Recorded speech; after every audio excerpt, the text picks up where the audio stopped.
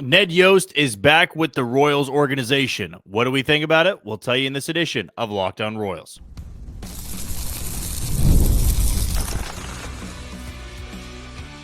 You are Locked On Royals, your daily Kansas City Royals podcast. Part of the Locked On Podcast Network, your team every day. Thank you for tuning in to another edition of Locked On Royals in the Locked On Podcast Network. I'm your host, Jack Johnson, and you can find me on Twitter or X at JohnnyJ_15. That's at JOHNYJ_15. And as always, you can always catch us on wherever you get your podcast, Spotify, Apple Podcast, really wherever you do listen to podcasts. We're also on YouTube, which be sure to just hit that subscribe button. Give us that follow so we can continue to raise those numbers as we gear up for spring training, which we're going to be down for. We'll be heading out on Saturday, have tons of content beginning on Sunday. We'll be there Sunday, Monday, and Tuesday, giving you video, giving you interviews, giving you episodes. Should be a lot of fun. So once we wrap up our Mailbag Friday, we'll be getting ready to head off to Surprise, Arizona. If you're a first-time listener, you want to know a little bit more about me, I'm based here in Kansas City. I work at Sports Radio 810 WHB. Lots of things I do over there, but when it comes to this podcast, when you click on this link, you know that you're going to be getting 30 straight minutes of Royals baseball. Today's show is brought to you by FanDuel. Right now, new FanDuel customers can get $150 in bonus bets if that first $5 bet wins. Download the app or head to FanDuel.com to get started today. Little bit of a surprise happened earlier this afternoon as former Royals manager Ned Yost is returning to the organization in a front office role. He'll be a senior advisor to J.J. Picollo. His official title is senior advisor to the GM, but he'll be able to help out Kansas City in a couple different ways in the organization. I think that's the exciting part because we get to head down to Surprise, talk to maybe Ned Yost, but if not, we'll hear from Matt Quatrero or J.J. Picollo or a couple other front office members about what he'll be doing, what role he'll be filling, what that role entails. Should be a good time, and hopefully we will get a little bit more clarity on that at some point in the next few days or so. We don't need to wait all the way until the weekend. Pitchers and catchers will be reporting tomorrow. We'll have a little bit of an episode dedicated to that. I'm sure that gets everybody's blood flowing if you are a baseball fan. I know it does for me because you'll get the sights, the sounds of baseball. You'll see some guys out there in Royals uniforms, new guys, young prospects, returning guys. Baseball is right around the corner. But back to this Ned Yost move, I'll be honest. When he stepped away from baseball in 2019, he just retired as manager. It was after two very, very poor seasons in Kansas City. I think we all recall what those years were like. In 2018, they lose over 100 games. In 2019, they lose over 100 games. The core was long gone at that point. There wasn't a need for Ned Yost to stick around for a 5-6 year rebuild. He was at that point in his career. He decides to hang it up, walk away, and head back to Georgia to have an off season and the rest of his life hunting, keeping quiet. I think he likes it that way where he can keep to himself. I don't know Ned Yost personally, but that was always the personality that he gave off. He loved baseball, but he also loved the offseason of just being able to go do whatever he wanted to do with the rest of his life. So when that happened, I was under the impression he was not going to be returning to baseball. But I love this saying that I've heard from a few players before, former players that is, and it's that baseball never leaves you. You can be that player, you can be that manager that gets fed up with it, you get tired of it, you walk away from it because you still don't have that passion, but you give it a few years and you're going to want to be going back to baseball. And maybe that's what Ned Yost decided at his age, now 6 years removed from managing baseball. He gets to step into a front office role, see this team, see Bobby Witt Jr., be back around Salvador Perez. I'm sure they'll have a cool moment in the coming days when there's a press conference. He'll be able to see Salvi again. He'll just be in a baseball role. And for baseball guys, sometimes that's what you want to go back to. When you've had enough time away from the game, you want to get back to it. And the Royals have a great opportunity for him, a great role for him, in my opinion, and something maybe that they need. You have somebody with so much experience in the game of baseball, so much experience when it comes to the Royals, and he's not going to be there to advise J.J. Piccolo on what guy to sign. It's not like he's stepping into something where he's going to have a ton of power because of what he did as a manager with the Kansas City Royals. But you have somebody who's able to relate to players, maybe not all of them, but he did it in a way with the core group of guys, and those core group of guys had nothing but great things to say about him. That's valuable, whether it be on the field or it be in the front office. And for the Royals to come to this agreement with Ned Yost, it betters their organization. I have always said the more experience you can have within the game, it's better in all different types of an organization. If you have experience for your actual team on the field, it benefits you. If you've got a ton of experience from a manager's perspective, that helps you. Or if you have it with a hitting coach, a pitching coach, just an assistant coach, that helps you. And in the front office, it is never a bad thing to have a lot of experience in there, because not all of those guys were former players, were former managers. Ned Yost was. And to that, and maybe a little bit more to that, he has experience here. He has experience in Kansas City, a small market team that has to operate within the means, though when he was managing the club, there wasn't as much spending, in my opinion, as we've seen the last 2 years. Last offseason, there was never a year in which the Royals did that with Ned Yost, even when they were winning, where they go and sign a Seth Lugo, they sign a Michael Wacha, they extend Bobby Witt Jr., they add a couple guys to the bullpen, they add Hunter Renfroe. They had to overhaul their entire roster. Ned Yost had to do it the way where you're bringing up young talent through the system and trying to build around him. But you got a little bit of the new.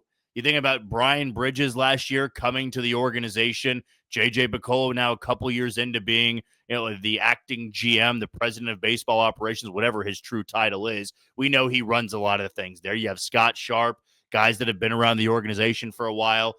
And Ned Yost has connections to a few of those guys and can make relationships with the new ones. And that blend, I like it. Personally, I do like a little bit of the blend. I don't see this as just a feel-good hire where Ned Yost wants to get back into baseball and you say, okay, we'll carve out a role for you, but you're not going to be doing much for us. I believe they value what Ned Yost is going to have to say. He's a baseball man. And even though he's not a super analytical guy, that to me is what eventually led to the change for the Royals. Once he was done managing, they did bring in Mike Matheny, who was not much of an analytical guy, but he took an analytics course, tried to implement it a little bit. It didn't work out. Now you have Matt Quatrero, who is a very pro analytics guy. But even from time to time, we hear him talk about the old school ways of how you manage, gut feeling, going with a guy where you feel like he's got the energy to do it, or you give a guy start because he's been playing well, or you sit a guy because he's not playing well. It's not so much about the splits and the numbers and the data and the hard hit rate. That never really was a big thing for Ned Yost. And for a lot of those guys managing in the 2000s, even going back into the 90s, but for Yost in the 2000s, mid to late 2000s, that is, 2010s, analytics wasn't a huge part of baseball back then. We weren't seeing all the StatCast stuff, and WAR wasn't really used as much as it is now. And some of those guys that appeared to be really good on teams in 2014 and 15, in today's game, they would not be valued as much, right? Because those numbers didn't matter. So for Ned Yost to succeed during that time period, it made a lot of sense because Ned Yost was an old school manager and he kept the same lineup. One of my favorite things that he ever did was with Alcides Escobar leading him off. And early on in Esky's career, people were asking, why aren't you pinch hitting for him late in the game? And he said something along the lines of, eventually he's going to have to learn how to do it, right? I don't want to pull him from that spot because he is our shortstop of the future. And even though we're not winning games right now, he's going to be our guy when we are winning games. So I'm not going to pull him from that spot. And when Moustakas was struggling, getting a question about other third basemen, he said, well, third basemen just don't grow on trees. He stuck with Moose. It paid off for them.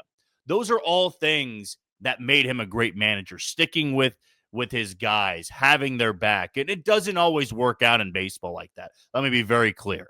There are guys that you stick it out with, you always have their back, and they never really turn into a great player.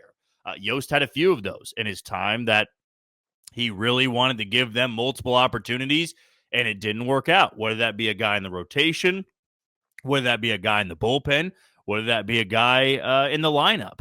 But when you go ask numerous 2014 and 15 players, the ones that have been interviewed before, I can't speak for every single player that played for Ned Yost, but they've all had great things to say about him. And that does hold merit even in today's game. Because, yes, if you are a good team, you tend to have a lot of great relationships because if you're winning all the time, there's not a lot of strain going on. There's not a lot of adversity. There's not a lot of arguing going on when you're winning baseball games. And for 3 years when Ned Yost was the manager, maybe you go 4-5 if you count 2016 and 17 as technical competitive seasons. They went 81 and 81 in 2016, 80 and 82 in 2017. So let's go 5 years where you're not losing 95 to 100.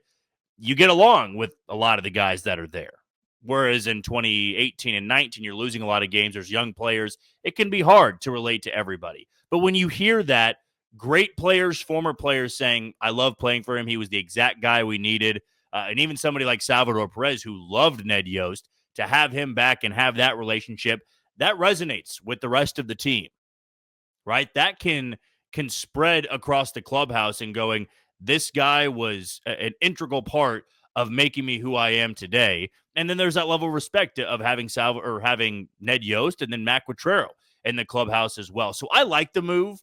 When you have a manager who was very respected here, that can go a long way. I'm not saying he's going to change everything in the front office. He's not going to. But to have a baseball mind, an old school mind, I like that pairing when you have the analytical, the data-driven people, and you still have the old school baseball guys. It can work out in a positive way. I know a lot of people in Kansas City love Ned Yost coming back. I'm one of those people. I support that, and hopefully by the end of the weekend, we'll have maybe a couple interviews or two in regards to Ned Yost and his new role back with the Royals organization. Okay, we're going to take our first break of the show. When we come back, Alex Verdugo was somebody we got a lot of questions about on Mailbag Friday. What are the pros and cons of going after somebody like him this late into free agency? We'll dive into that next on Locked On Royals. You are tuned into Locked On Royals and the Locked On Podcast Network. I'm your host, Jack Johnson, and you can find me on Twitter or X at JohnnyJ_15. Want to give a shout out to our title sponsor and our only sponsor today in FanDuel. When the game tips off, the NBA action is just getting started, and there's no better place to get in on it than FanDuel, America's #1 sportsbook. With FanDuel, you can place live bets throughout the game, so even if you miss the opening tip-off or want to bet on a fourth quarter comeback, you can stay in on the action. And if you're looking for a bigger payout, you can even combine your live bets into the same game parlay. Right now, new customers can get $150 in bonus bets if your first $5 bet wins. Just visit FanDuel.com to join today. That's FanDuel.com for your shot at $150 in bonus bets. Make every moment more with FanDuel, the official sports betting partner of the NBA. Luka Doncic had his Lakers debut last night, not going so well in Dallas with Anthony Davis, who's sidelined with an abdominal injury. For Luka's next game, I'm going to go on the over for assist total and who the Lakers will be playing. So that'll be my FanDuel bet for this Tuesday episode. I wanted to circle back to this because there were too many questions on our Mailbag Friday episode for me just to move on from it and not really bring it up again. Alex Verdugo is quite the polarizing player when looking at my responses and my comments and my mentions, all that type of stuff. He is a polarizing player.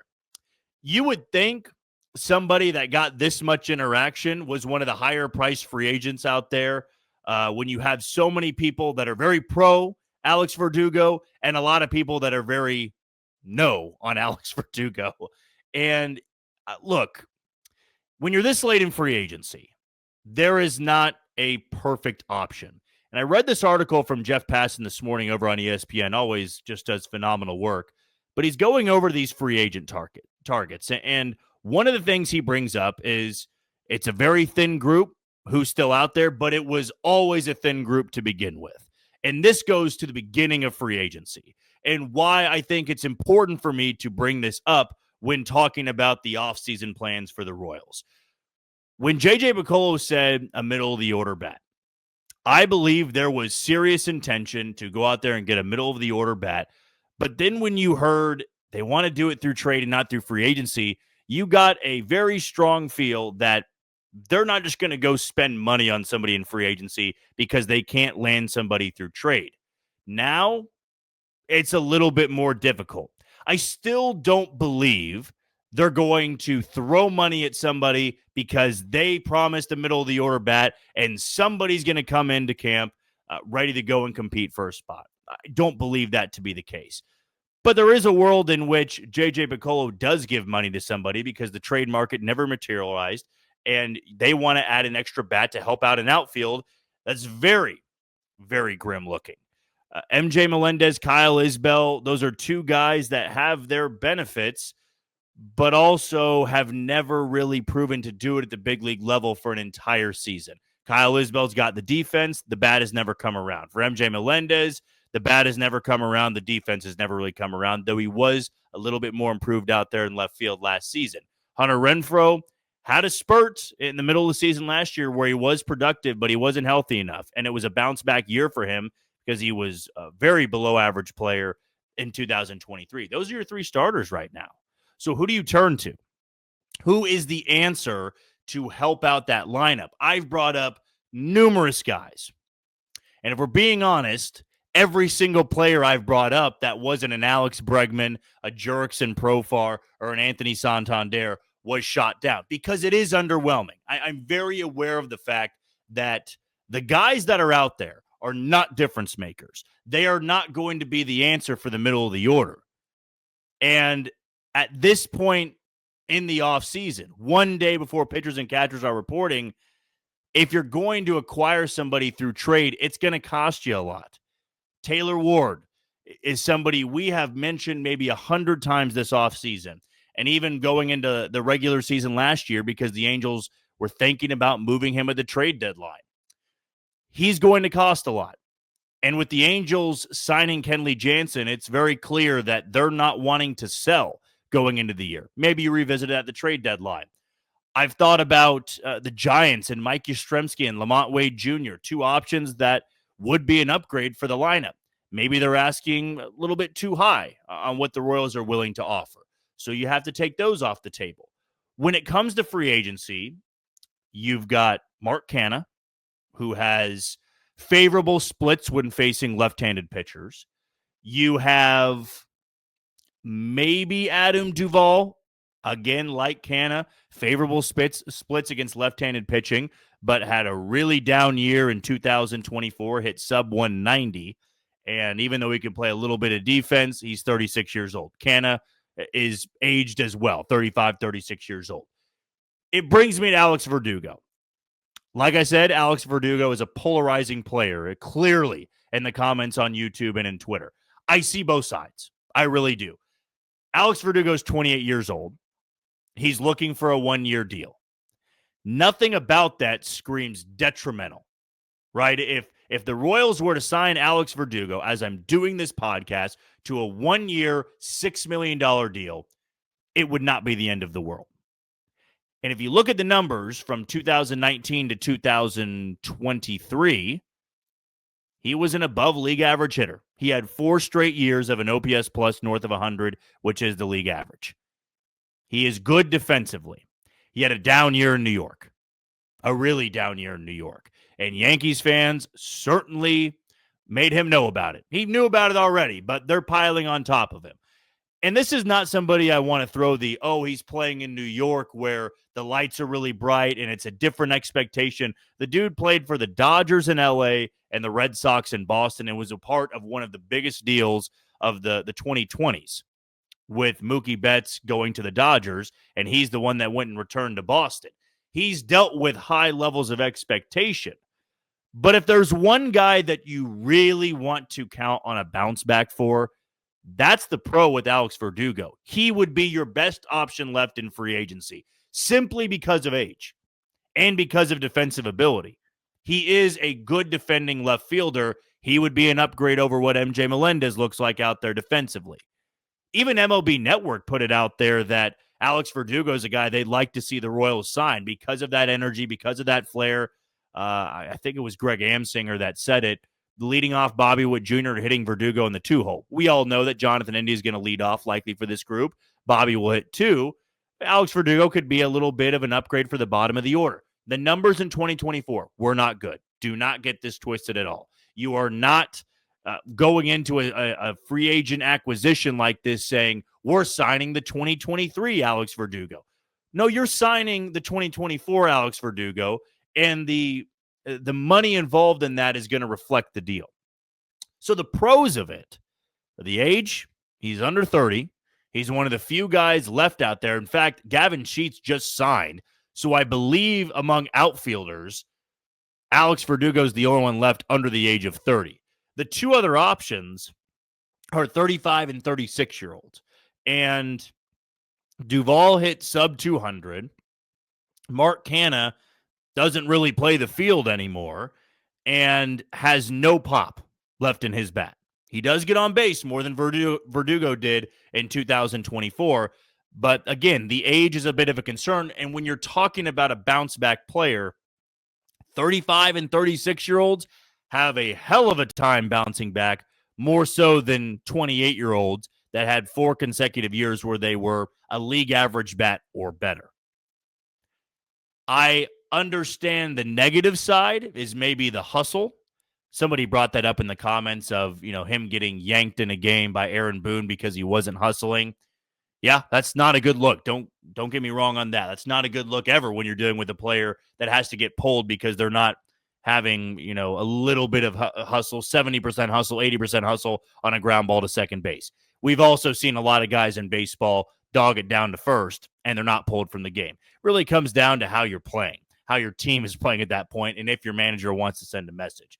But the negatives are he's 28. He's still out there in free agency. It makes it a little bit more concerning. So why is he out there on February 11th, a day before pitchers and catchers report? You're talking about a 28-year-old that had one bad season in New York, and the Yankees still were playing him every single time in the postseason. Why is that somebody that can't get a deal? That's obviously a negative to this point. But the closer you get to spring training games starting, eventually a guy that's looking for a 1-year prove-it deal needs to sign somewhere. It wouldn't surprise me if the Royals made a play on Verdugo. It really wouldn't, considering they're looking for a bounce-back guy. If it's a cheap 1-year deal, you have somebody who can play a little bit of defense, and you can move them around in the order. I also thought this was fascinating. I'll end it with this point. In that same article by Jeff Passan, he lists Alex Verdugo as somebody who's no longer an everyday player, but is a big leaguer. So do you approach it with Verdugo and say, we'll sign you, and you're going to platoon with Hunter Renfroe in right field? Would that be the worst thing in the world? Or would you rather go platoon with Canha or Duvall with Melendez in left field? I believe the upside is probably more so with Verdugo bouncing back and Melendez putting in a career year than expecting Hunter Renfroe to have a great, well above average year at his age in right field over a 20-something Melendez and a 20-something Verdugo. Could always be wrong. But at this point, as we mentioned numerous times in this podcast, if you're going to add in a bat, maybe banking on a bounce-back year from a sub-30-year-old is a better idea, more cost-efficient than banking on the bounce-back of a 35-plus-year-old. And if Verdugo can play a little bit of defense, which he was able to do in New York, that might play to your advantage in just having him hit 240, 250 in that lineup. Just a little bit of depth for the outfield. Again, he is one of the most polarizing guys that would be getting a 1-year deal I have ever talked about on this podcast. But clearly people have their opinion. I respect all of them. Let us know if you would like that deal. I can imagine where a lot of people are going to go with this. Simply just pointing out an option. All right, we're going to go to our last segment of the show, and it involves somebody who actually is in that Royals outfield, and he was brought in this offseason. That's Joey Wiemer. What do I expect from him going into spring training? I'll tell you next on Locked On Royals. You are tuned into Locked On Royals and the Locked On Podcast Network. I'm your host, Jack Johnson, and you can find me on Twitter or X at JohnnyJ_15. Let's stick with the outfield here. and going over the options and what they may bring going into camp. The starters, as I am recording this episode, MJ Melendez in left, Kyle Isbell in center, Hunter Renfroe in right. The three starters they had last season as well. The fourth outfielder maybe comes down to Nelson Velasquez. Maybe it comes down to Dairon Blanco. Maybe it comes down to Joey Wiemer, the guy they acquired in the Jonathan India deal. He was with the Brewers in 2023. He was with the Brewers to begin 2024, then got moved to Cincinnati. I wouldn't recommend going and looking at his numbers in 2024 because they just weren't good. He hit 154, only played in 21 games, didn't have a single home run, and that was a bit surprising considering he smacked 13 with the Brewers in his rookie season. There are reasons as to why he could have a breakout year. There's also reasons to believe that he's on his third team in 2 years, and he's never been a great big leaguer. He was a former top prospect. He is an imposing baseball player, stands about 6'4", 230, can move a little bit, has a strong arm, has a lot of pop in that bat. There's also a lot of swing and miss. But looking back at his 2024, and maybe why I'm starting to come around on the idea a little bit of him turning into maybe even at one point a starter in Kansas City, is some of the numbers in AAA last year. The strikeout numbers were still there, but in some limited time in AAA, both with Milwaukee's organization and with Cincinnati's organization, a walk rate of like 18%. It was 18% with one of the teams and then 15% with the other. That was something he never did in 2023. His walk rate was sub 10%. He struck out a lot, had a lot of home runs for the limited time he played. I shouldn't say a lot. It was 13, about 350 to 60 ABs. But there is legitimate pop to his bat. He reminds me a lot, stance-wise and swing-wise, of Hunter Pence. That's not going to sit well with a lot of people, but it's the first thing I noticed when looking at some video on Joey Wiemer. And I've looked at video on him going back to November when the Royals acquired him in India from Cincinnati. I've looked at video of him as early as today, and I'll get a glimpse of him in Surprise, Arizona coming up this weekend. But the reason I think there is an opportunity for him to take a role and run with it is maybe looking at all of the outfield options. MJ Melendez, Isbell, Blanco, Velasquez, Renfroe.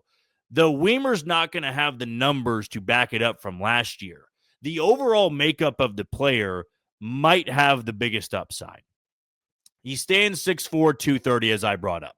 You have a 6'4", 230-pound outfielder who plays all three spots, has played some center, can play it at a very high level.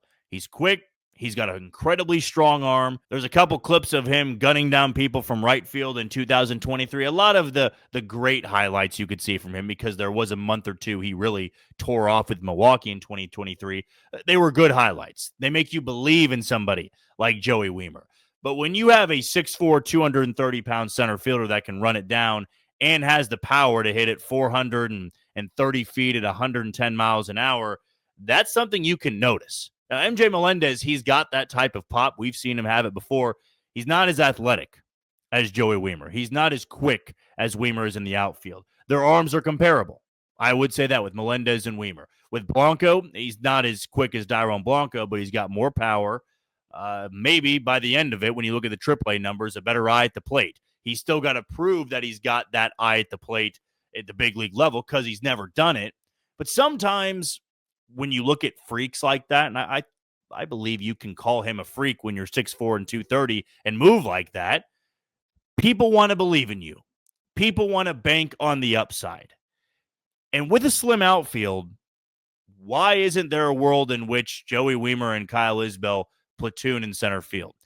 That's going to be the biggest thing for Joey Wiemer in camp. If he can prove that he is maybe a slightly above average center fielder and can hit a little bit, I could see a world in which the Royals want to platoon Isbell and Wiemer in center field. Or maybe they do it with Melendez out there in left field. But he's got to prove in camp that he's capable of doing both, where there is a little something to his offensive ability. But defensively, if you're a great defender, which is why, again, I point to Verdugo again of maybe being one of those guys, that can be a potential free agent signing is the Royals like their defense, and they don't want to bring in somebody who can't play it at all. That's Nelson Velasquez's problem. He needs to be all bat and an above average bat because his defense is so bad in right field. Hunter Renfroe needs to be more bat at the plate because he's not a very good right fielder defensively. Kyle Isbell's going to get the nod a lot because he's so good in center field.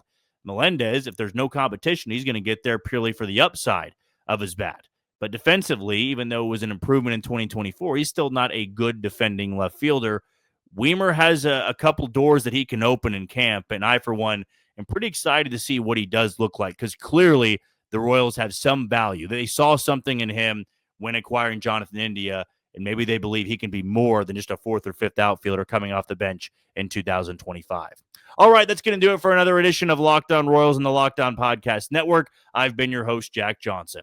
Thank you for making Locked On Royals your first listen today. For your second, find Locked On MLB as baseball guru Sully brings a daily blend of humor and baseball, keeping you updated on every rumor and story throughout the offseason. Find Locked On MLB on YouTube or wherever you listen to your podcast. Tomorrow, pitchers and catchers are going to be reporting, and we'll have a full episode dedicated to that. Some guys that we really like going into Surprise, Arizona. But until then, you take it easy, Kansas City.